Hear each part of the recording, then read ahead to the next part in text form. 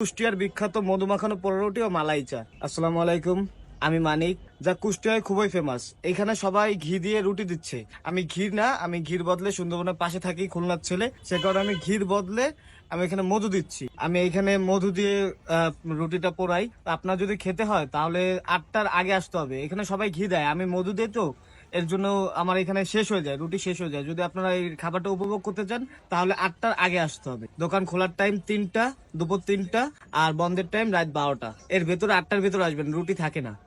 Indian tandoori মটকা চা, সাজেকে এসে জনপ্রিয় বাম্বু চা, কাশ্মীরের বিখ্যাত গোলাপি চা, এছাড়াও রয়েছে তো পোড়া রুটি আর মালাই চা তো রয়েছেই সাথে। আমি নিজেই দুধ সংগ্রহ করি, ভোরবেলা যে গ্রাম থেকে দুধ নিয়ে আসি। এছাড়াও আমি ব্যবহার করি দেশি লাল চিনি, যেটার কারণে আমার রুটির স্বাদটা একটু ভিন্ন হয়। এই রুটির স্বাদটা ভিন্ন হওয়ার কারণে আমার এখানে প্রচুর পরিমাণ ভিড় হয়।